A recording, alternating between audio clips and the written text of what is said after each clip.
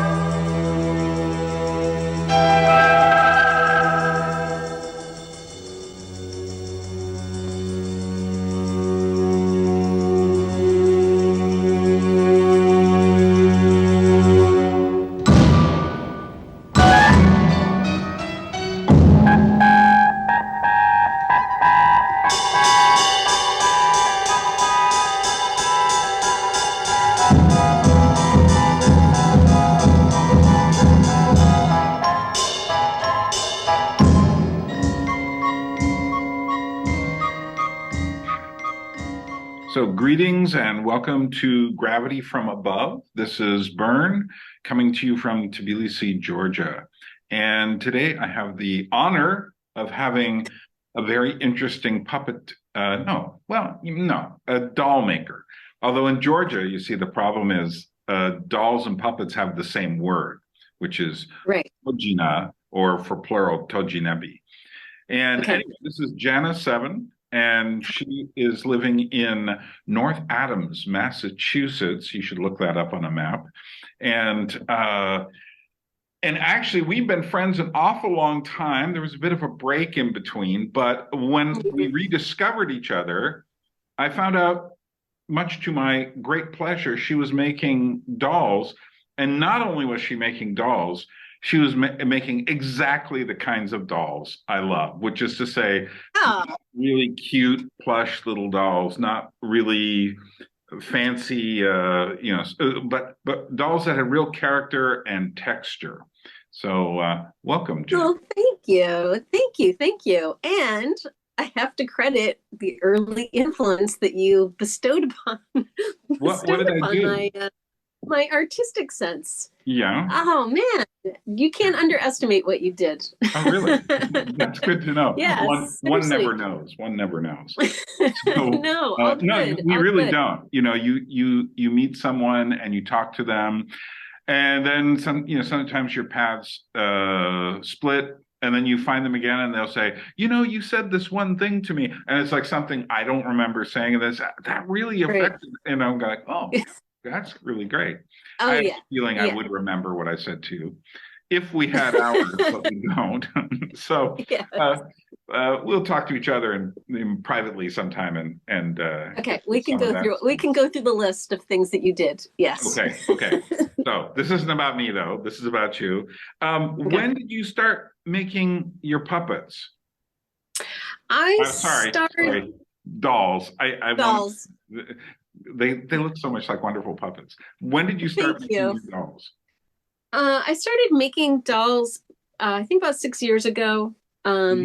Before I had been a children's book illustrator for maybe 20 years, which was great. I mean, that was a dream job for me at the time. And then it slowly just wasn't. And I got tired of, I think one of the things was I got tired of telling other people's stories and not really being able to tell my own and having to tell them in a specific way too. Right.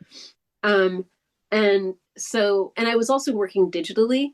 So I was just working on a screen and my hands got really like, I gotta make something. And so I kept saying one day I'm going to start messing around with actual materials. And then I think it was like a weekend I had my first colonoscopy.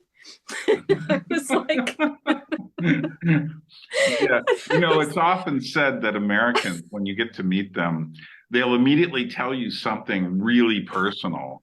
It's like, it's just like, so how's the colon doing? Anyway, so on the weekend you had your colonoscopy.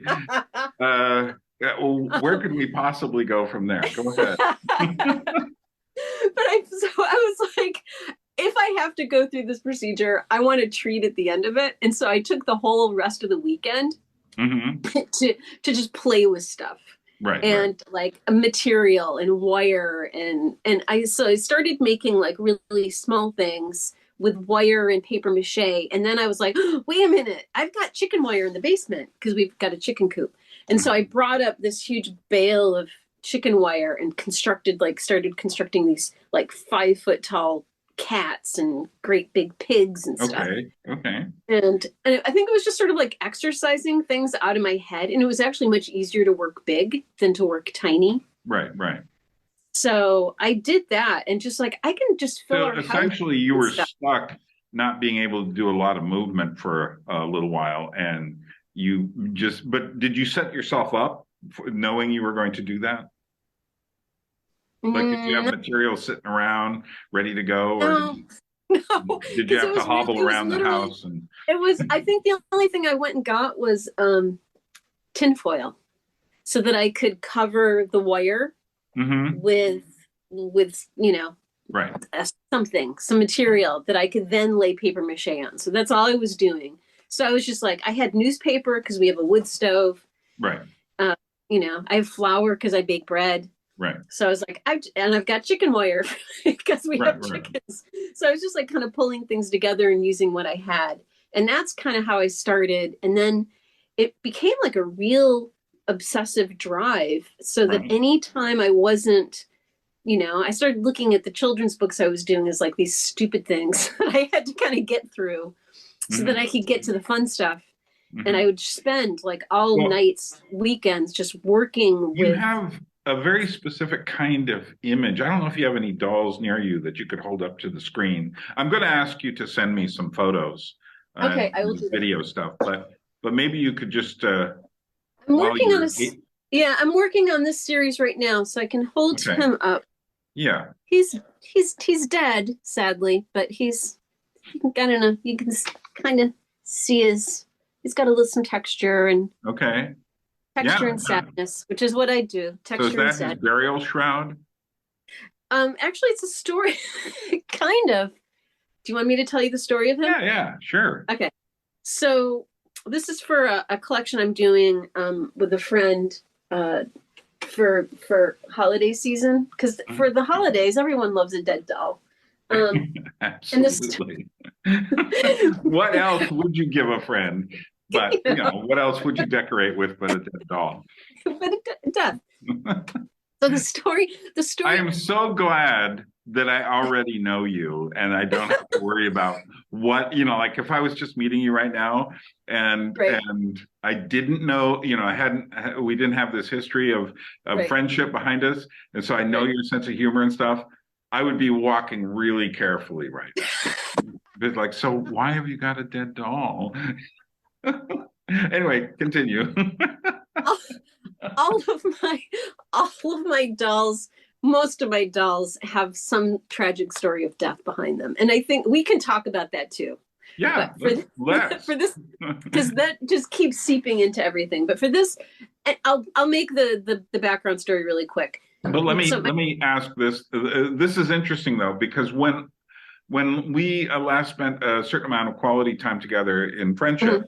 You were doing things that were much more, I would say, ironic and cute at the same time. And somehow you shifted really seriously into this area, which is almost the opposite. Do you notice that, or was there a transition? Yeah, I think that's age, and I think that's having to be creative for a living for 20 years. And like I said, having to do what other people wanted and working in the children's book industry, it was constantly me having to suppress any darkness, anything that wasn't, Right. really ridiculously cheerful. Right. Which I have ridiculously cheerful too. Oh yeah. No, I know no your one's more cheerful than personality. me. Yeah. Yeah, you have a great sense of humor. So But obviously we just got done talking about dead dolls with a smile. So yeah.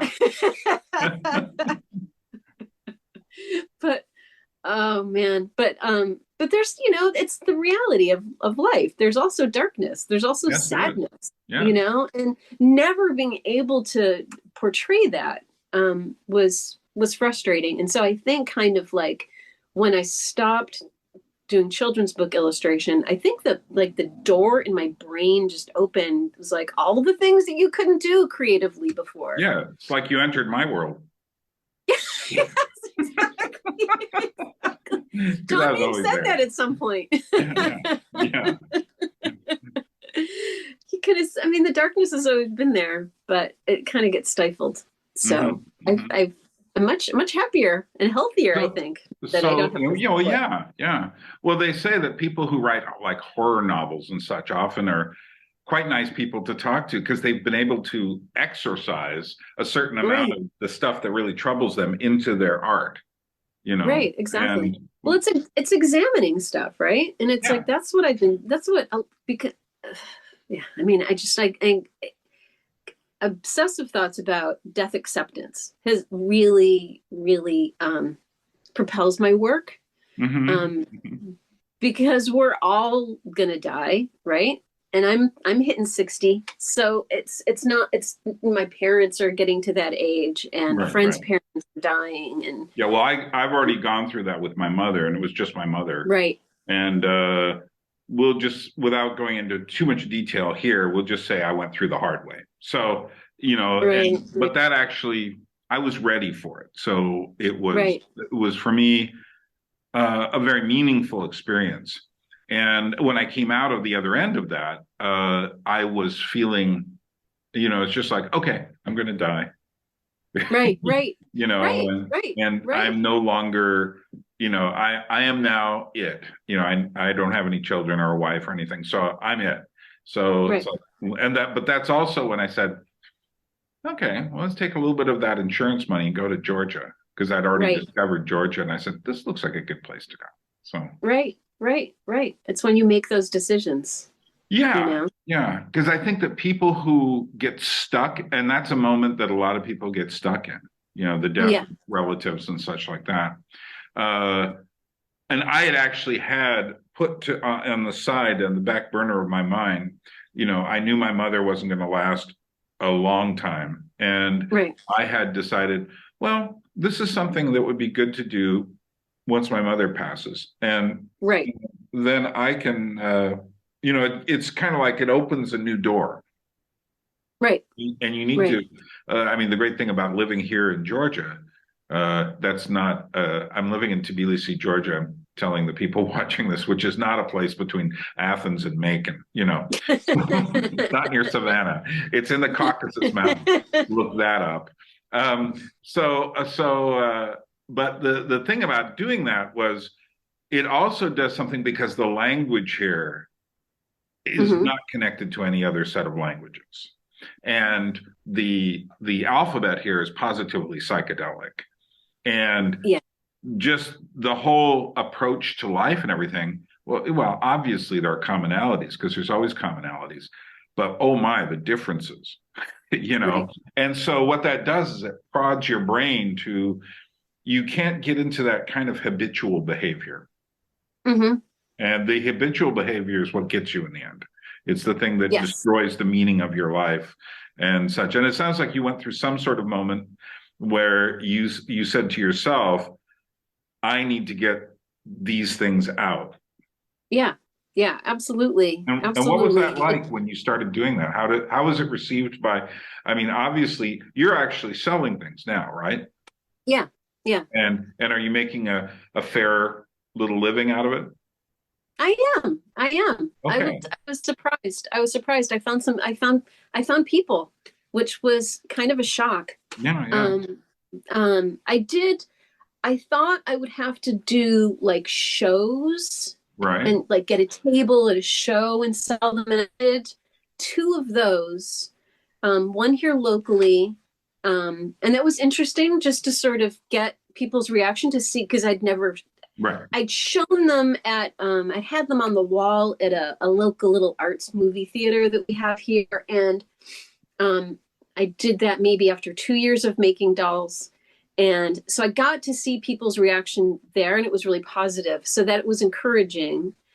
And then a couple of years later, I did a small show, like a little maker show, in one of the mills. And I sold a bunch of stuff and got people's reactions and had conversations, which was great. And then I did one at the Museum in Philadelphia, which is very, very appropriate for my kind of stuff, because it's all, medical oddities and stuff. Right. And again, I got like a lot of people interested, a lot of people buying my stuff. And then the pandemic hit. So I couldn't do shows. So I just did stuff online through Instagram, through my Etsy store. And yeah, it was like, I have to list when exactly I'm putting stuff in my store. When it's available. When it's available, because it disappears like in the first half hour. Usually. I have a friend who is a Czech carver. She lives with her English husband in Northern England. Oh, I've seen her stuff through your channel. Yeah. Yeah, but she is literally booked years in advance. Right. I believe it. Her stuff is beautiful. Yeah. And I have I commissioned a very interesting puppet from her, which is how we met. Okay. But I have gone to talk to her, and it was quite a nice experience. But yeah, because you're making something that's handmade, you can only do what you can do, Right. And it's not the kind of thing you want to set up an assembly line for. No, that's the thing. And so I think my income is kind of capped. Right.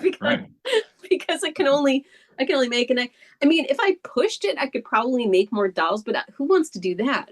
Well, no, at a certain point you are looking at bringing in other people, to help. And that becomes a whole different issue at that point. Right. And I have no interest in that. I just have no interest in that. I live in a place with a really, really low cost of living. Right. I'm fine with, scraping by. That's cool. Right. So, so when you first started showing them to people, the first dolls, before you were really even thinking too much about selling them, what kind of reaction did you get? No matter what I made, people thought it was creepy. Like, and I thought the door to my dark side was still closed. I wasn't really conscious of that aspect, right? This is sort of later thoughts. Oh, that's what was happening. I thought that door was still closed. I was just making like 5-foot cat, 3-foot pig, little tiny animals and stuff. And I didn't think. And they were already thinking those were creepy? Yeah. And they were like, oh my God, that's so creepy. Oh my God, why did you make something so creepy? And I was like, is it creepy? And so then when I took it to the first shows, and people were like, oh my God, they're so creepy. They're so creepy. So then I was like, oh, you think those are creepy? I'm just going to make what I want now, Right. And I've already crossed the line. Yeah, like I was really trying, especially like the maker show that I did here in North Adams. I was really not trying to do creepy. I was doing like little old ladies, like my little Baba dolls and little houses and stuff. I hate to tell you this, but almost everything connected with age now is, by somebody's standards, considered creepy. Yeah. And, just try to imagine the Instagram generation aging and what they're going to have to do to keep presenting photos of themselves. Yeah, that's actually creepy. Massive upticks in certain kinds of strange cosmetic surgery operations that have to do with seeing yourself face on. Oh, right. With selfies. For selfies. Yeah, and people want a certain kind. And what they don't realize is this is what the camera is doing to you. Right. Yeah. Right. And part of the reason I wanted to talk with you is because I consider your dolls works of art.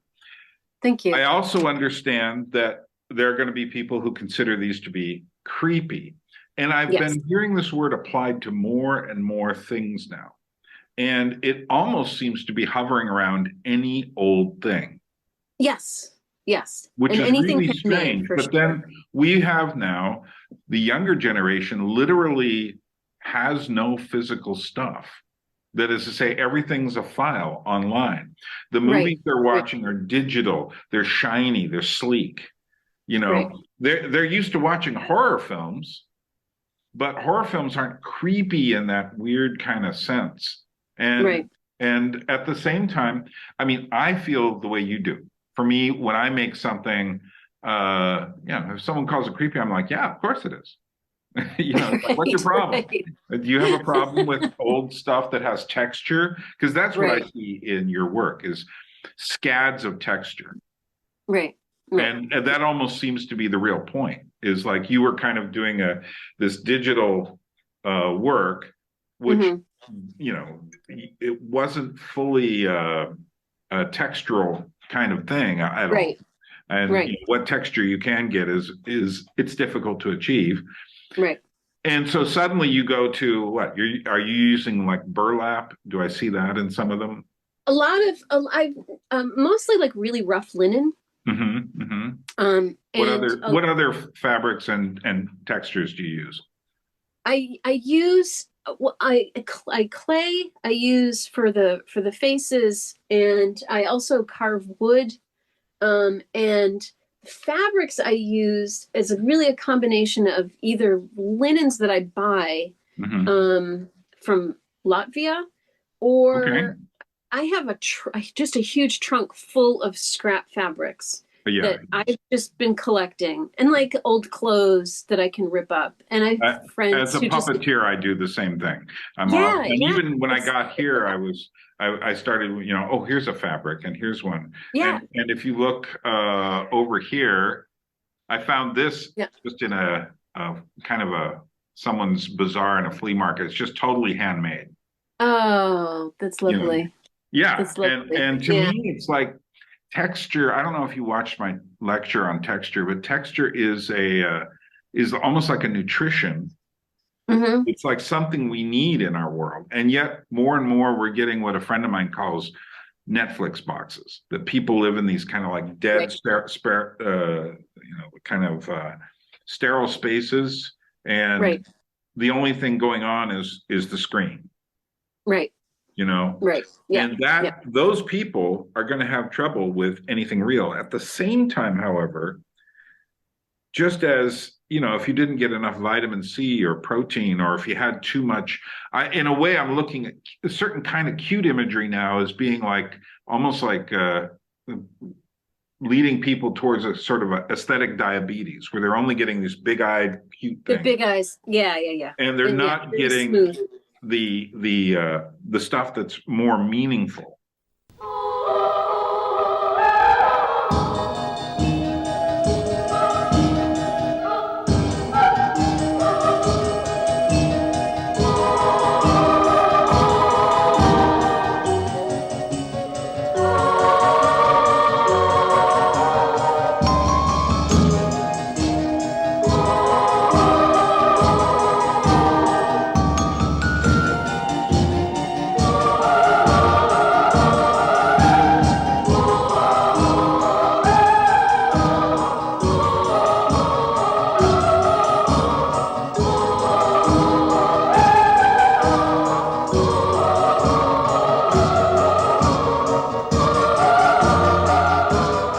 Right. So how do you look at texture when you're working? I mean, you Texture, obviously think about it. texture drives texture drives the how I create stuff, um and really strongly. So like, I wish I had before and after pictures, but when Sure. I was working on this doll, um it had several functions that Hmm. I needed it to have. Right. And one of them was because it's the story of this child who died, Okay.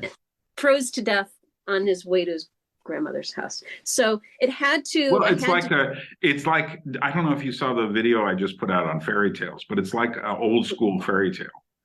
yeah, Yeah. And so also I made this is part of the story. I made a little horse and a cart, and it's going to be carrying there's 6 children in all, and so this is this is the small version of the child too. Right. So it's got that, and the cart can kind of go, which I'm very proud of. Nice. It almost looks like it's ready for its movie, you know. Yeah, I think there's going to be a little stop motion going on at some point. Yeah. So it had to. So the dolls, the characters died. They froze to death in this cart, right? But then they come to this village, and there are these old. Excuse me for a second. There are 6 of these old women who come to the cart. Put them a little closer to the. Yeah, a little bit closer. Nice. Like, now, yeah, that's great. Okay. So, and they're like fully functional. They're not done yet. They don't have their little fingers and stuff yet. But I'm getting the idea. You get the idea. They come to the cart. They're scaled to that cart. Right. And they have a little spell that they do. And then the dead child, here's the dead child. You turn him over. This is a puppet show. Yeah, see? And now he's alive. We get the live version of it. Yeah, this is a puppet show. It is. I mean, I'm serious. It is. You got a whole story, and these things don't have to move around a lot. It's a lot like you must have seen The Double Life of Veronique. I don't think I did. You didn't? Because what you've made there is very similar in some ways to the 2-minute puppet show that's in there. And you really should watch it. Yeah. Oh, well, I'll have to see it. Yeah. I'll have to see it. All right. Cool. Yeah. Thank you. But a lot of puppet drama is about breathing life back into things, about life being like restored. Okay. And that one very specifically is about this transformation and such. Okay. So, which it seems like what you're doing. Yeah. For this one specifically too. Yes, definitely. Because it's Christmas. Who wants, there's the card of dead children, but at least they become alive. Well, yeah, exactly. Merry Christmas. Thank you. I'm going to wait on this one. Actually, this will come out in December, so perfect. Okay. Okay, good. I was going to tell you. Yeah, go ahead. Oh, the only time I've had anyone react like strongly against what they see in my work, which I've been expecting all along, and I was surprised. I just got a message on Instagram from a Polish nun. A Polish nun who seems to really like Keanu Reeves and K-pop, but okay, now we have an issue. Okay, that's really bizarre.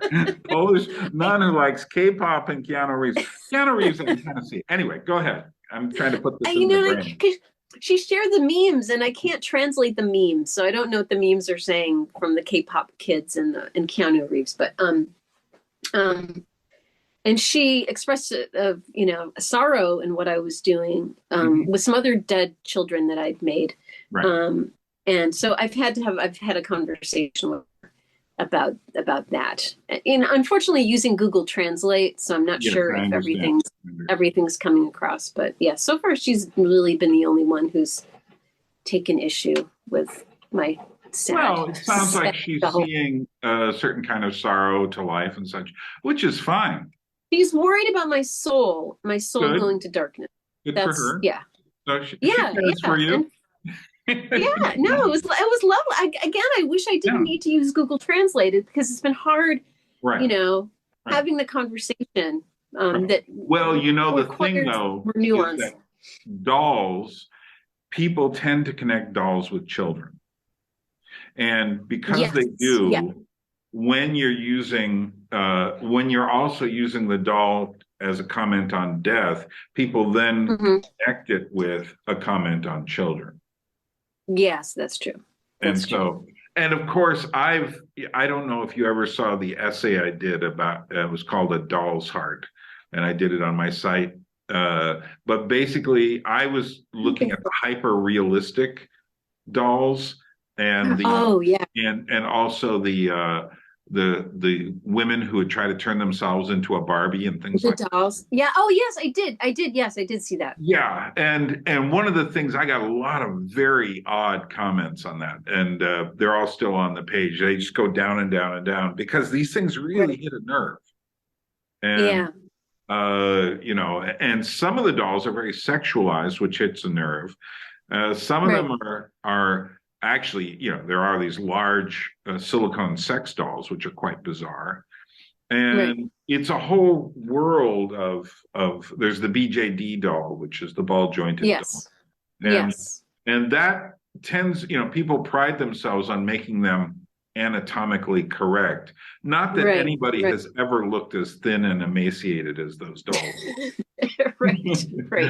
But somehow they have the anatomical parts. So and I've pointed out that there's something sexual going on here, and I've had people furiously type at me, "You don't know what you're talking about. These are just beautiful." I'm going like, well, what you don't understand is I've seen the search terms that people use to get to this particular thing, and more than half of them were sexual.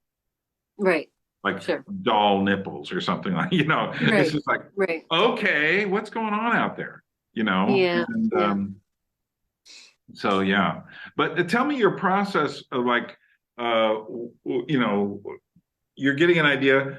Are you still using chicken wire or some smaller kind of wire? Yeah, I'm using floral wire now, which is easy to get and really inexpensive, and easy to bend. So I make an armature with that. And usually, you know, I'm not interested in having dolls that can't move. And so they always have, you know, mobile arms and legs so that they can be posed or just move around on their own or whatever. Like she's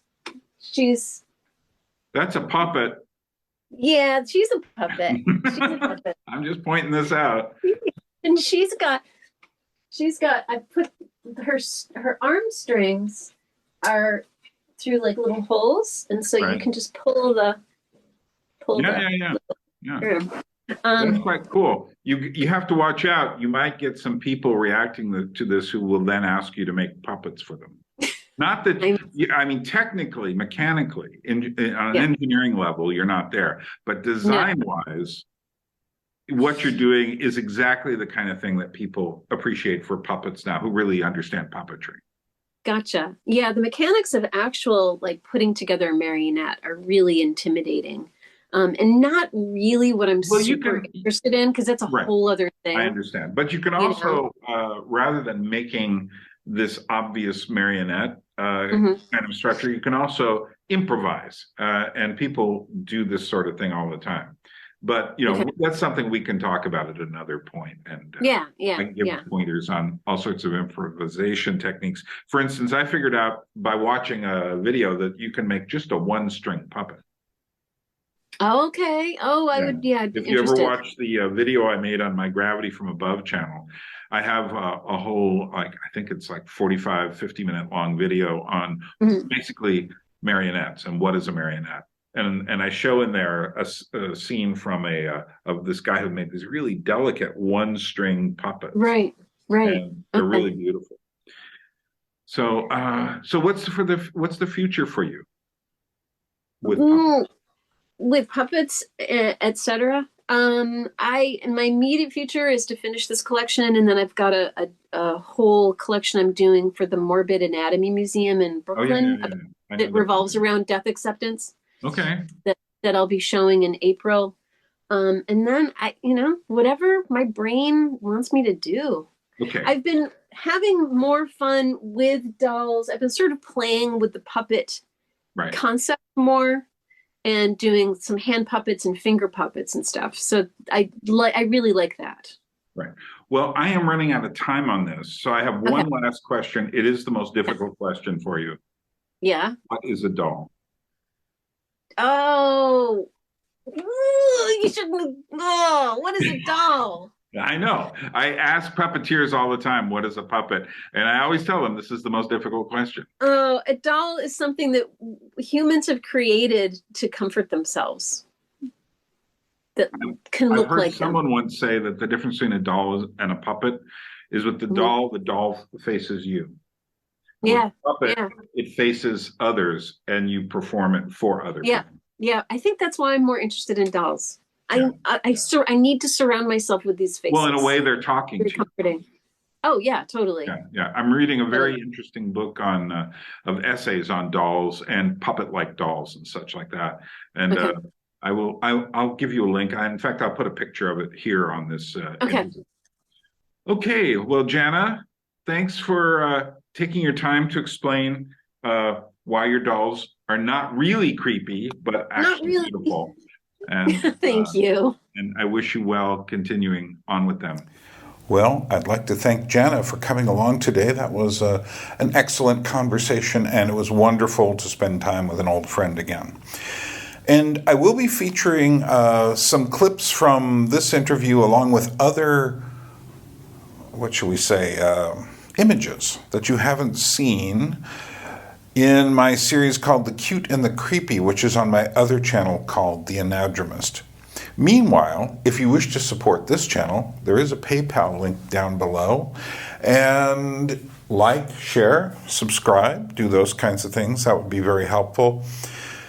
And meanwhile, well, thanks for coming and visiting us here at Gravity from Above. This is Byrne saying we will meet again.